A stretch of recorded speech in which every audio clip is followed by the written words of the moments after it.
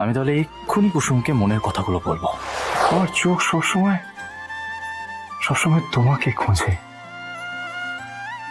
আমি চাই সকালবেলা ঘুম থেকে উঠে প্রত্যেকটা দিন তোমাকে দেখতে।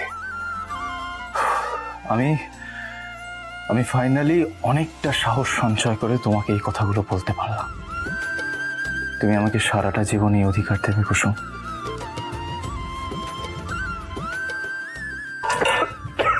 ছোট কি কি হয়েছে ছোট সাহেব? জল দেবো?